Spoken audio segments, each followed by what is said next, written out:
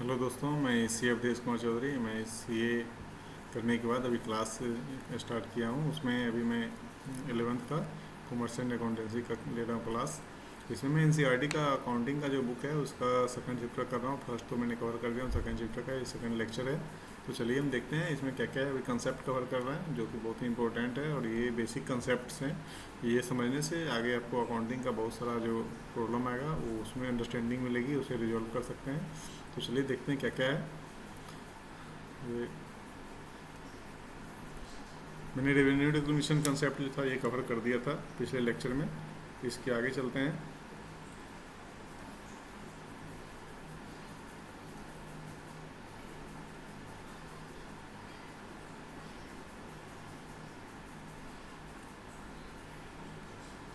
ये हो गया है। नेक्स्ट क्या क्या है इस रेवेन्यू रिकग्निशन के बाद? Matching concept. मैचिंग कंसेप्ट क्या है कि मैच तो समझते ही हैं, मिलाना, हिंदी में बोलते हैं मिलान करना। तो इसमें ये बोला जाता है कि जितना आपको एक्सपेंस इनकर्ड कर रहे हैं इस साल, उसके रिलेवेंट जितना इनकम है ना सेम ईयर में रिकॉग्नाइज करना है। या जितना आपने रेवेन्यू रिकॉग्नाइज किया, जितना प्रॉफिट आपने बुक किया, उसके रेस्पेक्ट में जितना एक्सपेंस है ना उसी साल आपको रिकॉर्ड करना है। इसी कंसेप्ट के अंदर जो डिप्रिसिएशन है, डिप्रिसिएशन का हम लोग जो कंसेप्ट है इसी के अंदर है। क्योंकि आपने जो मशीन कोई फिक्स रेट आपने लिया है, वो प्रोडक्शन करा, उसका लाइफ 5 ईयर है। तो आपने इस साल खरीदा है, 5 साल तक उसमें प्रोडक्शन होगी। तो ऐसा नहीं है कि अब अगले साल तो चेंज करना नहीं है, इस साल चेंज करना है। तो टोटल आप एक्सपेंस इस साल भी नहीं डाल सकते क्योंकि उसका लाइफ 5 ईयर है। तो उसको क्या करना है कि 5 ईयर जितना भी उसका कॉस्ट है उसको 5 से डिवाइड करके पर ईयर उतना अप्रॉक्स डिप्रिसिएशन चार्ज करना होता है। तो ताकि जो प्रत्येक साल है वो मैचिंग हो, क्योंकि मशीन तो यूज हुआ है ना प्रोडक्ट बनाने में या सर्विस प्रोवाइड करने में। तो उसने जो एक्सपेंस जो कॉस्ट है वो कॉस्ट हम लोग क्या करें, जितने साल तक उसका लाइफ है उतना साल में डिस्ट्रीब्यूट कर देंगे ताकि प्रत्येक साल यूनिफॉर्मिटी रहे। तो यही भी इसमें बताया गया, the process of ascertaining the amount of profit earn और लॉस इनकर्ड। प्रॉफिट कितना अर्न किया है और लॉस कितना इनकर्ड किया है। लॉस इनकर्ड किया है ये during particular period involve deduction of related expense. जितना प्रॉफिट हमने अर्न किया ना उससे रिलेटेड एक्सपेंस जितना भी है ना वो हमें उसी साल में उसे रिकॉग्नाइज करना पड़ता है। The matching concept emphasizes exactly on this aspect. It states that expense incurred in a accounting period should be matched with revenue during that period. इस साल में जितना एक्सपेंस हमने इनकर्ड किया उसके रिस्पेक्ट में जितना रेवेन्यू है उस साल हमें उसी साल में उसी ईयर में रिकॉर्ड करना होता है। तो यही है, जितना हमने एक्सपेंस इनकर्ड किया उसके रिस्पेक्ट में जितना रेवेन्यू रिकॉग्नाइज करना है उसी साल, और उसके वाइस वर्सा जितना रेवेन्यू हमने रिकॉग्नाइज किया उसके रिस्पेक्ट में जितना एक्सपेंस है उस साल उसे चार्ज करना है। इसमें यही है और कुछ नहीं है। आगे चलते हैं, लेकिन इंपॉर्टेंट है, इसको याद रखना है। दूसरा क्या है कंसेप्ट इसके next? Full disclosure concept. Full disclosure concept बोलता है कि जो आपका फाइनेंशियल स्टेटमेंट है उसमें फुल डिस्क्लोजर होना चाहिए। इन्फॉर्मेशन जो प्रोवाइड करते हैं फुल डिस्क्लोजर होना चाहिए, लेकिन फुल में क्या मतलब ए टू जेड सारा अगर इन्फॉर्मेशन देंगे तो बहुत बल्कि हो जाएगी, और फिर वो बहुत जो कॉमन पर्सन है उसको समझ भी नहीं पाएंगे, और संभव भी नहीं है क्योंकि डे बाई करोड़ों बड़े ऑर्गेनाइजेशन में जैसे रिलायंस है, टाटा है, करोड़ों ट्रांजेक्शन होता है, तो सब देना संभव नहीं है। तो ये इसलिए हम मटेरियलिटी कंसेप्ट आता है कि कितना मटेरियल है। तो बोलता है यूजफुल बाय डिफरेंट ग्रुप। बोलता है information provided by financial statement are used by different group of people such as investor, lender, supplier and other stake holder for various financial decision. सबका अपना डिसीजन लेना होता है। जो आप इन्फॉर्मेशन दिए हैं, इन्फॉर्मेशन देखिए कितना प्रॉफिट है कितना सेल है, लेकिन ये लोग अपने हिसाब से सारा डिसीजन लेते हैं। इन्वेस्टर अलग लेता है, देखता है प्रॉफिट इंक्रीज हो रहा है कि नहीं, हमें इन्वेस्ट करना है। लेंडर देखता है कि हाँ इसमें लिक्विडिटी है कि नहीं, हमें इसमें बिजनेस में पैसा लगाना है, लोन देना है कि नहीं, लिक्विडिटी है कि नहीं, रिकवर होगा, इंटरेस्ट और प्रिंसिपल रिकवर कर पाएंगे कि नहीं कर पाएंगे। सप्लायर देखता है कि हाँ मेरा जो मैंने सप्लाई किया है तो मेरा वो पेमेंट बैक करेगा या नहीं, सब नहीं इंसॉल्वेंट हो जाएगा। तो यही है, in the corporate form of organisation there is distinction between those managing. Corporate में क्या था, जो मैनेजर है, मैनेजमेंट जो है टॉप मैनेजमेंट अलग होता है, ओनर अलग होता है। ओनर जो कौन है, इन्वेस्टर, इसने शेयर में इन्वेस्ट किया, जो शेयर परचेज कर रखा है। और कंपनी कौन चलाता है, CEO, MD। तो दोनों में डिफरेंट होता है। तो दोनों कम्युनिकेट कैसे करते हैं, तो यही फाइनेंशियल स्टेटमेंट के थ्रू। तो इसमें बोला जाता है कि जो फाइनेंशियल स्टेटमेंट है उसमें इंफॉर्मेशन फुल डिस्क्लोजर होना चाहिए। क्या? तो make full fair. Financial statement कैसे बनना चाहिए? Full fair and adequate disclosure of all information which is relevant, all information relevant for taking financial decision. ठीक है, the principle of full disclosure required that all material and relevant facts concerning financial performance of an entity must be fully and completely disclosed. जो भी इसका material information है ना, profit and loss का और performance का, फाइनेंशियल परफॉर्मेंस का, उसे उसमें डिस्क्लोज करना होता है। तो इसमें यही है। आगे चलते हैं कंसिस्टेंसी कंसेप्ट। कंसिस्टेंसी कंसेप्ट क्या बोलता है कि जो आप अकाउंटिंग पॉलिसी फॉलो कर रहे हैं ना, वो ईयर आफ्टर ईयर फॉलो करना है। इसमें मेन दो आता है, एक वैल्यूएशन ऑफ इन्वेंट्री का और दूसरा डिप्रिसिएशन का। इसमें बहुत सारे मेथड हैं, इन्वेंट्री और फिर है डेप्रिसिएशन।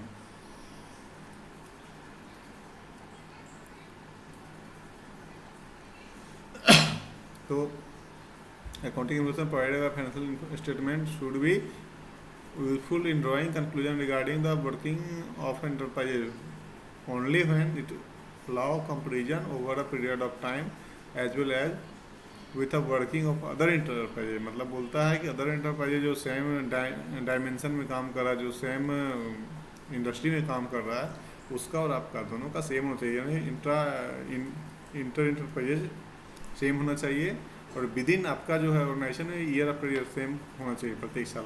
नहीं तो एक किसी साल आपने इन्वेंट्री का वैल्यूएशन कुछ और कर दिया, लिको कर दिया, फिको कर दिया, किसी साल आप फिको कर रहे हैं तो इम्पैक्ट आएगा।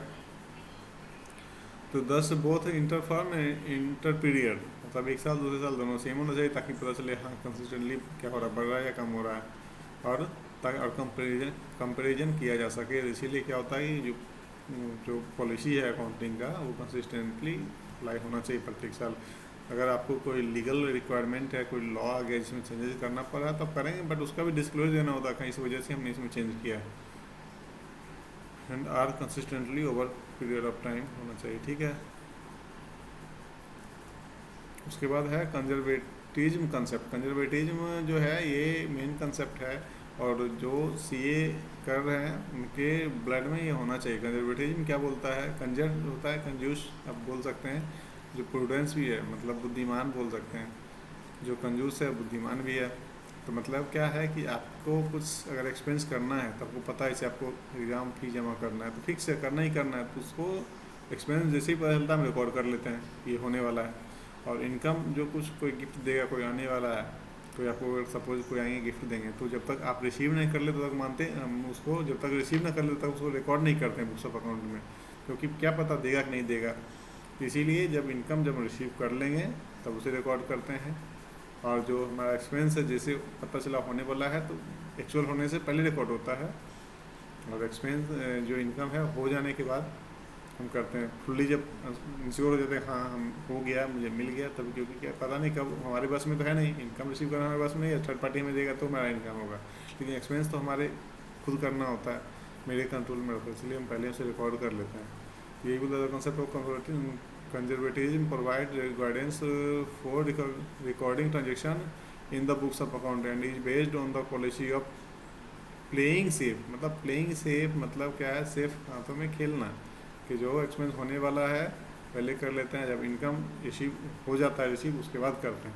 अचानक हम पहले कर लिए उसके अगेंस्ट हम और खर्च कर दिए, बदलाव आया ही नहीं तो फिर हमें लोन लेना पड़ेगा। द कंसेप्ट स्टेट है तो conscious approach should be adopted in ascertaining income so that profit of enterprises are not over stated. इसी बोला आता है कि इतना प्रॉफिट आप ओवर स्टेट कर दें और उससे आप प्रॉफिट उससे आप डिविडेंड बांट दें, लेकिन उतना प्रॉफिट तो हुआ ही नहीं क्योंकि इनकम रिसीव हुई नहीं। तो पहला वो जो अपने बांटे थे तो डिविडेंड तो प्रॉफिट से नहीं, पहला आप कैपिटल से ही बांट दिए, क्योंकि आपने शो कर दिया 3 लाख इनकम होने वाला बट हुआ 2 ही लाख, 3 लाख दिखा के अब 3 लाख डिविडेंड दे दिए, लेकिन एक्चुअल में आपको इनकम हुआ 2 ही लाख। तो 1 लाख कहाँ से आया, तो कैपिटल का ही है, ओनर्स का जो कैपिटल था वही डिस्ट्रीब्यूट हो गया। तो इसलिए कंजर्वेटिज्म कंसेप्ट बहुत ही इंपॉर्टेंट है आपके पर्सनल लाइफ में भी, प्रोफेशनल लाइफ में भी फॉलो करें। मेटेरियलिटी कंसेप्ट, मेटेरियलिटी कंसेप्ट का थोड़ा सा ऊपर में भी बताया था। मेटेरियलिटी क्या है कि जो इम्पोर्टेंट क्या है, मेटेरियलिटी इमटेरियल। कोई भी चीज़ क्या है कि आपको सपोज कोई आके कुछ सुनाता, कोई डांट दिया, कई बार आप रिएक्ट करते हैं, कई बार आप रिएक्ट नहीं करते हैं। क्यों, कभी सोचा है आपने क्यों? इसलिए कि आप देखते हैं मटेरियल क्या है। अगर कोई, हाँ, कोई जेन्युइन आपको लगता है, रीजनेबल आदमी कोई कुछ बोला था, आप रिएक्ट करते हैं, नहीं नहीं आपने गलत किया या आप सही किया। कई बार कोई क्या होता है कि कोई बोला था, हम उसको इग्नोर करते हैं, अरे इसका कोई वैल्यू ही नहीं है, इम्पोर्टेंस ही नहीं है। मटेरियलिटी यही है। तो बोला जाता है कि अकाउंटिंग में जो आप ट्रांजेक्शन रिकॉर्ड करते हैं ना, तो मटेरियलिटी कंसेप्ट होता है। सारा आप डिसीजन जो है सारा आप रिकॉर्ड नहीं कर सकते हैं, क्योंकि उतना संभव भी नहीं है, और उससे आपका जो और भेग इन्फॉर्मेशन हो जाएगा। तो इसीलिए हमें मटेरियलिटी देखते हैं कि कितना मटेरियल है, तो उसी को रिकॉर्ड कर, उसी को हम इंफॉर्मेशन में शो करते हैं। रिकॉर्ड तो सारा करना, बट इन्फॉर्मेशन जो है ना अकाउंटिंग में उसी को शो करना होता है जो मटेरियल हो।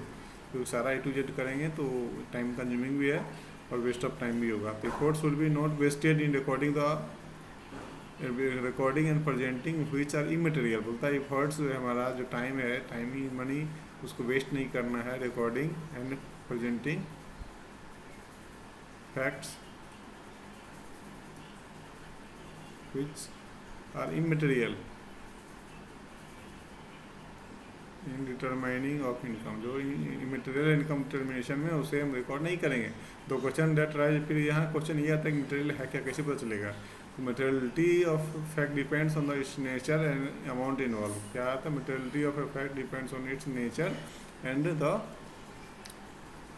Amount involve. कितना अमाउंट इन्वॉल्व है, क्या नेचर है। Any fact be considered as material. यहाँ अच्छा से बताया है, एनी फैक्ट, कोई भी fact would be considered as material if it is reasonably believed that its knowledge would be influence the decision of informed user। जो fact कोई भी डिसीजन को इन्फ्लुएंस करे वो मटेरियल है, उसे हमें शो करना पड़ता है। बस इसमें यही है। ऑब्जेक्टिविटी क्या बोलता है कि जो ट्रांजेक्शन हम रिकॉर्ड करते हैं ना, तो उसका ऑब्जेक्टिव मैनर में हमें रिकॉर्ड करना होता है, ना कि अपने डिस्क्रिप्शन पे। ऐसा नहीं है कि जो अकाउंटेंट का जो मन किया रिकॉर्ड किया, जो नहीं किया नहीं किया, ऐसा नहीं कर सकते हैं। उसका ऑब्जेक्टिविटी का और A to Z जो है सीरियली हमें रिकॉर्ड करना होता है, फ्री फ्रॉम बायस। बायस नहीं होना चाहिए कि अकाउंटेंट का and others. This can be possible when each of the transaction is supported by verifiable document. सारा ट्रांजेक्शन जो है उसका वेरीफिएबल डॉक्यूमेंट होना चाहिए। और वाउचर, अगर हमने कैश में पेमेंट किया है तो हमारा क्या होगा, कैश रिसीट होगा। और हमने क्रेडिट में लिया है तो हमारे पास क्या होगा, कॉपी ऑफ इनवॉइस होगा, डिलीवरी चालान होगा। तो ये प्रत्येक डॉक्यूमेंट के साथ होना चाहिए। उसके आगे चलिए, कि ये हो गया ऑब्जेक्टिविटी कंसेप्ट। आगे कुछ टेस्ट है, देखते हैं क्या क्या। Recognition of expense is in the same period as associated revenue is called matching concept. जिस साल आपने रेवेन्यू रिकॉर्ड किए उसी साल आपको एक्सपेंस भी रिकॉर्ड करना, क्या है, मैचिंग कंसेप्ट में था।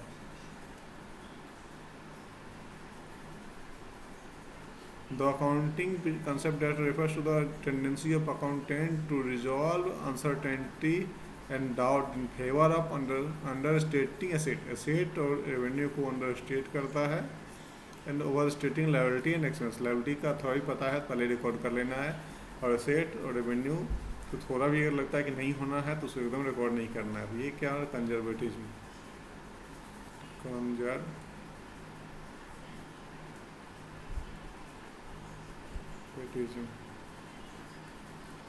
उसके बाद क्या है, revenue generally recognise at the point of sale denotes the concept of revenue recognition. क्या है, इसको रेवेन्यू रिकॉग्निशन बोलते हैं। The concept requires that the same accounting method should be used from one accounting period. क्या consistency होना चाहिए, पढ़ने में भी और अकाउंटिंग में भी कंसिस्टेंसी।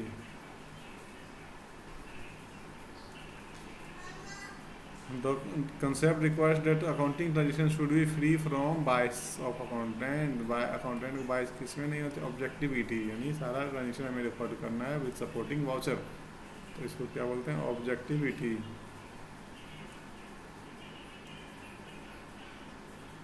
तो यही है। तो आज हम इतना ही रखते हैं, फिर सिस्टम्स ऑफ अकाउंटिंग जो है नेक्स्ट क्लास में इसको कवर करेंगे। तो बस इसको आप देख लीजिए, बार बार देखिए, ये कंसेप्ट बहुत इंपॉर्टेंट है और ये कवर करने से क्या है कि आपका अकाउंटिंग का बेस कम स्ट्रॉन्ग होगा, ताकि आप आगे जाके जो है आप खुद कवर कर पाएंगे और अच्छे से बाकी चैप्टर भी कंप्लीट कर पाएंगे। तो ठीक है, ओके बाय, थैंक यू।